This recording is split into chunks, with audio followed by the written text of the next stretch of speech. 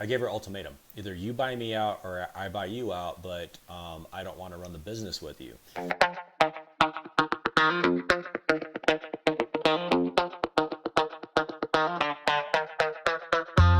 Welcome back to another episode of Daddy Issues. Our guest today is going to introduce himself and tell us a little bit about his story.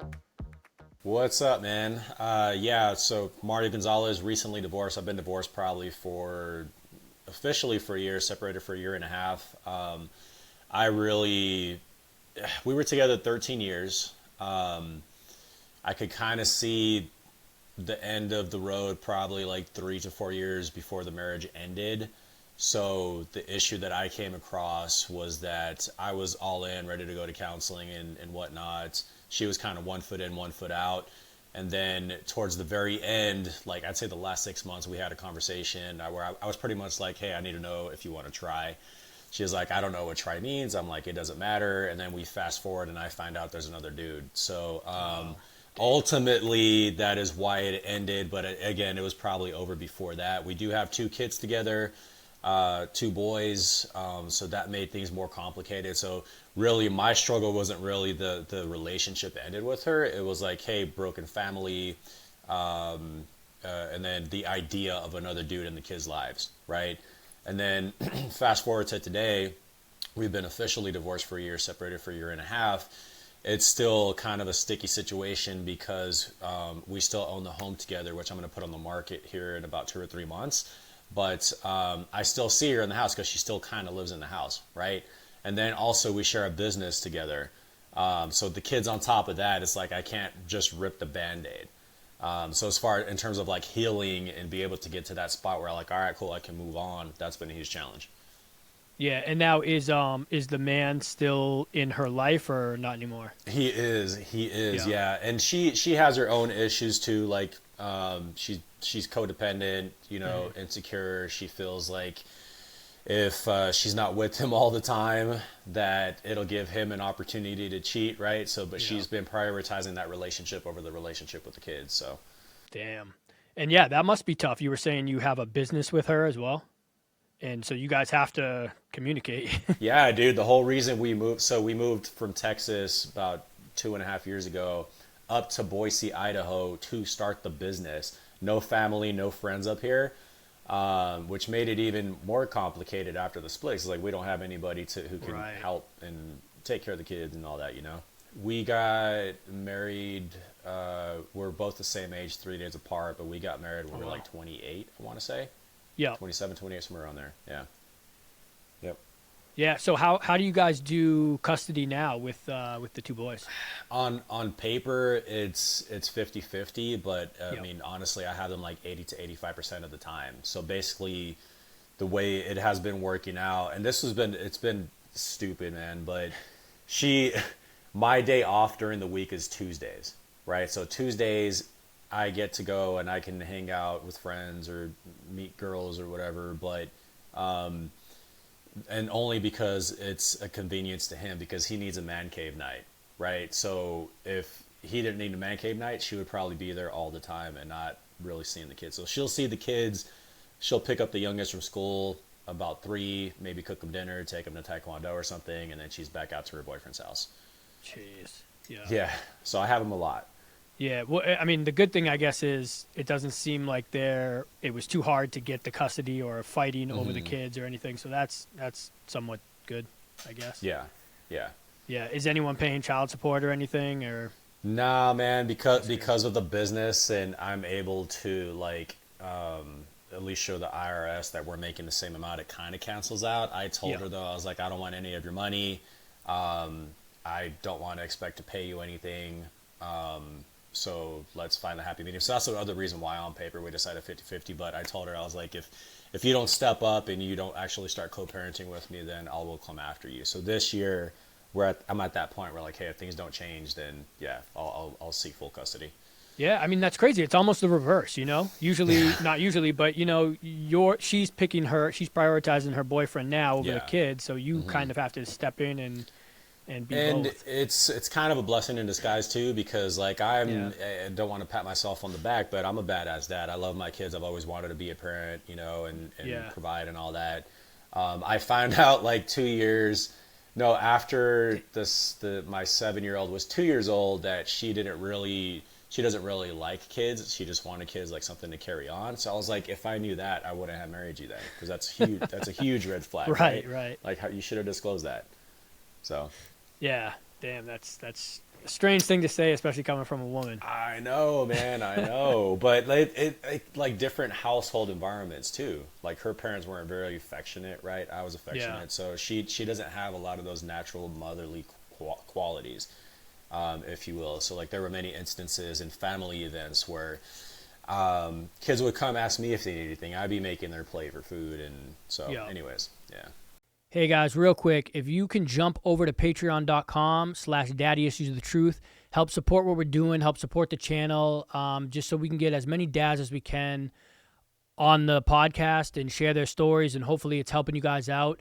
That would be huge, man. And I definitely need your support, could use your support, and I hope that what we're doing is helpful to you. So, if you guys could help out, patreon.com/daddyissuesthetruth, and greatly appreciated, man. Thank you guys. All right, back to the episode.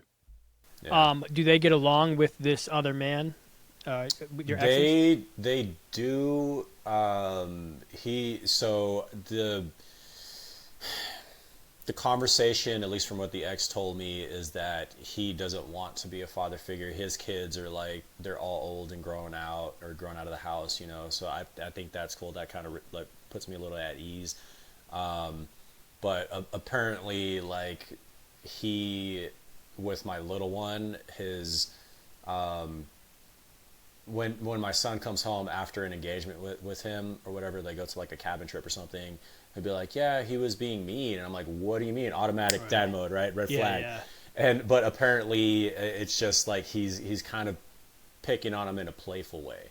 Yeah. Right. So but gosh, there was something else she told me, that she wasn't calling him by his name or something. I was like, you better fix that, because if not, I'll have a conversation. It was something like calling him boy or some shit like that, you know. I was like, nah, Oh, that's not gonna calling your fly with kid? me. Yeah, yeah, yeah. Yeah, calling my son boy. I'm like, no, So, yeah, but apparently they just think he's okay. Yeah, yeah. I mean, that's good that that they get along with him a little bit. Do you? I mean, in the beginning though, that must have been tough, knowing that there was another man. That kind of ended. I mean, I know you said you were ended a little bit before, but that kind of put the nail in the coffin. Yeah. Like I don't know what I would have done. Dude, I don't know how I kept myself together. Yeah. I'm pretty resilient. Like I think what it was for me is I was like, hey, I still have my kids a lot of the time. I'm not losing my kids, right? It took a good like year before we like finally introduced the kids to him. Oh, okay. Yeah. Yeah, so it wasn't like automatically. And then for like the kids, I communicate with them a lot. So as the ex and I were having issues, I'm like, hey guys, just want to let you know, your mom and I, we're not seeing eye to eye right now. We're trying to work things out. And then at like towards the tail end, when I finally broke the news that we were getting divorced, it wasn't like a huge shock. They didn't even know. Well, my 12-year-old is smart. He kind of figured she was seeing somebody, but Oh, wow. yeah, no, and then towards the tail end, once we finally revealed that she had another partner, that he was like, he wasn't just shocked, right? There was no surprise. Yeah. Yeah.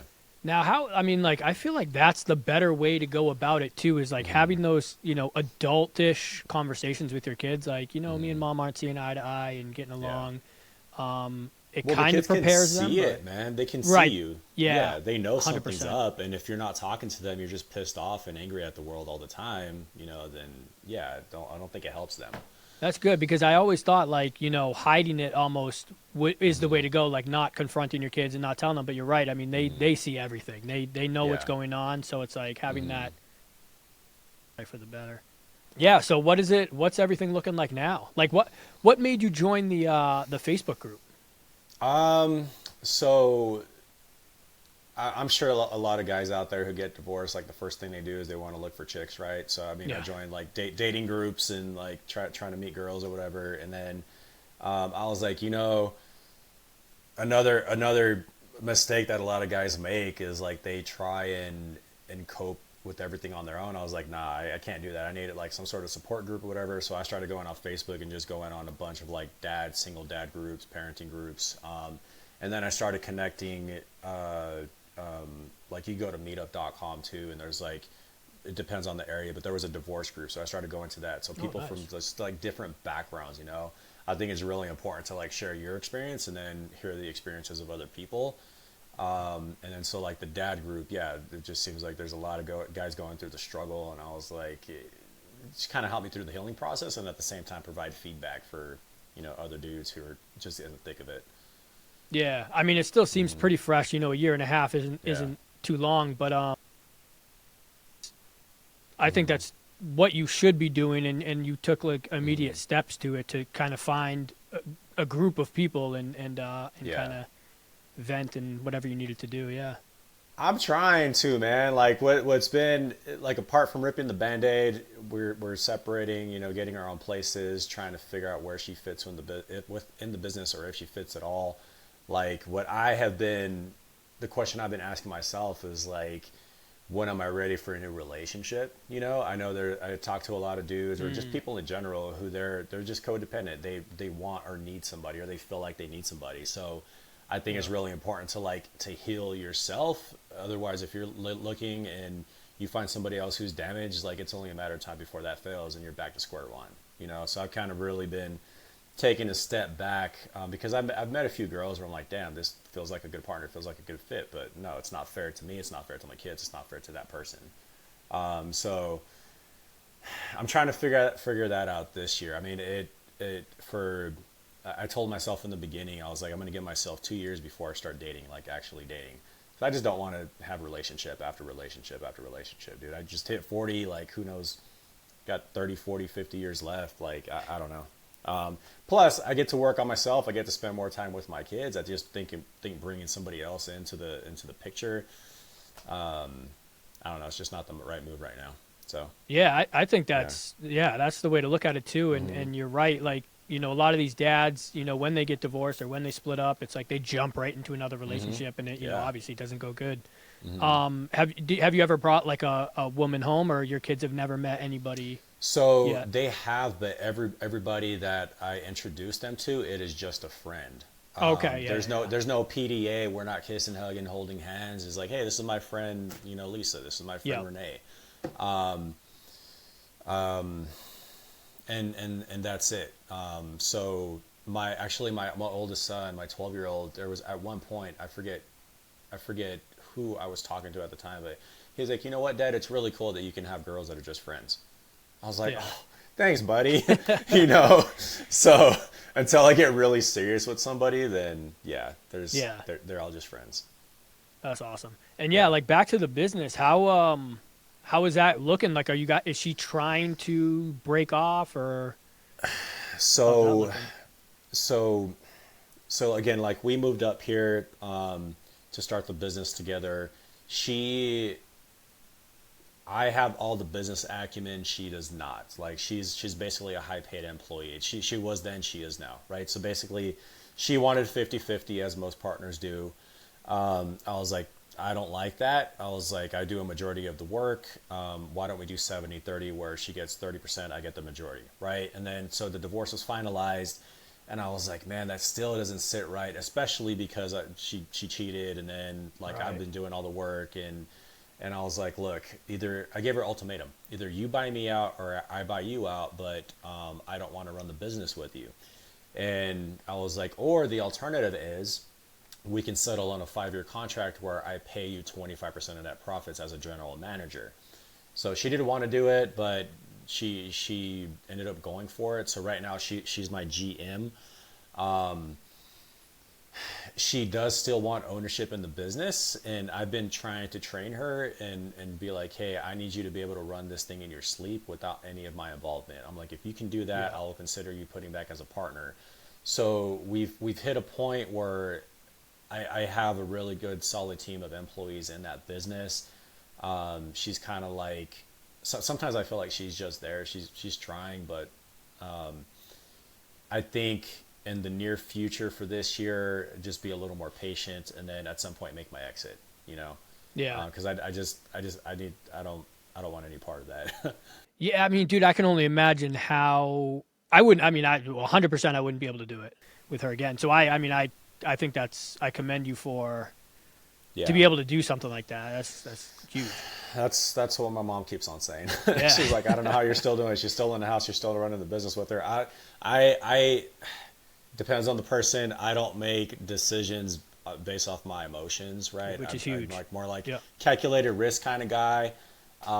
So I keep telling myself I'm playing the long game, being strategic with it.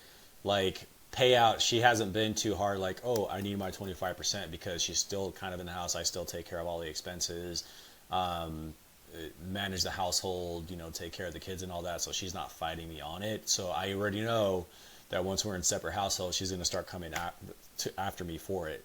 So I'm just trying to get all my ducks in a row before we reach that point. Oh wait, are you guys? I didn't hear this part. You guys are living in the same house still? Yeah, dude. Dude, So what? but again, okay, so let me backtrack a little bit. So with the business, we're doing pretty good, but there's not enough for like her to buy her own house for me to get my own house, right? Mortgage is high; it's like $3,500 a month, and so I'm like, oh, that goes kind of back to the long game. But if she does get her own place, I'm like doubling the mortgage or whatever for what I'm paying, which means I have to pay her out more. And then also it's kind of been like an easier transition for the kids, but she's hardly ever around. So I might see her 2 to 3 hours every day, Monday through Friday. And then she's typically gone on the weekends. Like we don't see her on the weekends. So I don't see her all the time. Yeah. But when I do see her, again, I'm over her and I. It's Right, but right. when let's say subconsciously, I'm like, fuck, I don't want her here. I don't want to be around her. Absolutely. You know? Yeah. So again, like once we can split and have our own places, and then I'm hardly ever at the business, I do have to communicate with her. Then I think I'll be in a much better place. But yeah, it's an interesting dynamic, man. There's so many layers. Yeah, I've never heard that one before. Yeah. So Yeah. So yeah, everybody keeps saying, I don't know how you do it. I'm like, dude, I'm just playing a long game. yeah, I mean, I think you're using logic over emotion. I mean, that at the Yeah. end of the day, you're thinking very logically, and you can push your emotions to the side, which is Yeah, which I don't think is healthy. I think it's good. It has its advantages, but it's not healthy, dude. yeah, I could see that. But I mean, I Yeah. think it's beneficial too. But yeah, if you could give some advice to any dads out there, what would it be? I really think working on yourself. God, so like in terms of like your marriage, if your marriage is on the rocks, it takes two. Simple and plain. I tell all the new dudes that I meet that are kind of going through it, I'm like, it takes two. If you're, you know, all in and your wife's not, or vice versa, then it's just not going to work. It's inevitable that y'all are going to split up. So you need to get that answer so that way you can figure out what to do and move on. Like for me, I should have ended my marriage 3 years before all this happened, you know, because I could see the writing on the wall, but I was kind of delaying it, which is not fair to me. It's not fair to her. It's not fair to the kids and the family. You're just prolonging something that's going to end anyways, right? And then the second thing post divorce, or even before that, like network and get a good group of people around you, people that are going through the same situation. But ultimately, like it comes down to self development.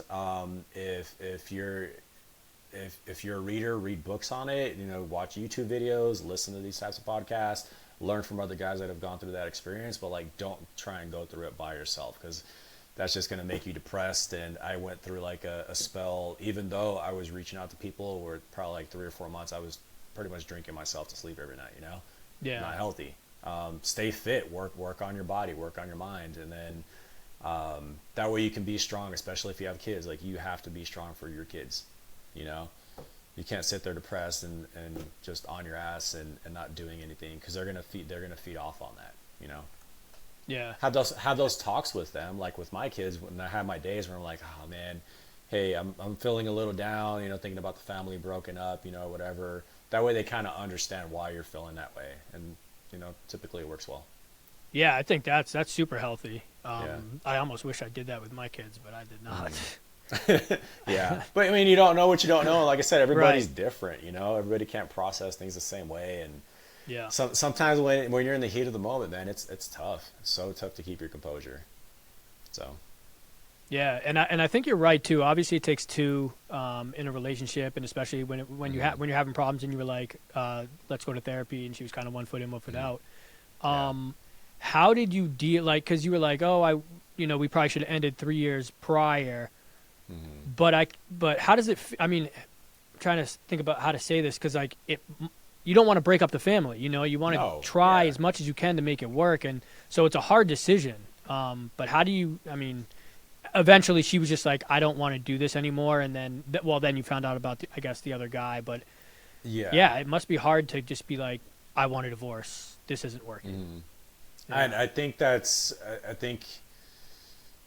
I think it was harder for her to say it. Like all I wanted her was to say like, "Hey, I don't want to try. I think we should move on," and then I would have moved on, you know. Yeah. But because again, I was the one that was all in, and she was not. So that was tough, just like waiting and waiting and waiting. And I think I was way too patient. Yeah. So yeah, I mean, if you and your partner are not full in, it's not going to work. Yeah. Yeah, Yeah, I like I'm think you're right. talking I to mean, a it's dude right inevitable. now that's going through it. He's the one that cheated, but he worked on himself. Like he had been faithful and all that, but she's coming back and be like, hey, she's 1 foot in, 1 foot out, and he's not. And I'm trying to tell him the same thing, and it's like the dude when I tell guys this, it's like they kind of tune it out. They don't want to accept reality, you know. But I don't know. Right. Yeah, to each his own. Awesome, man. Well, thank you so much for coming on and sharing your story. So I appreciate Yeah. that. No problem, man. I appreciate you for having me on. Me down. You can hold me down. You can hold me down. You can hold me down.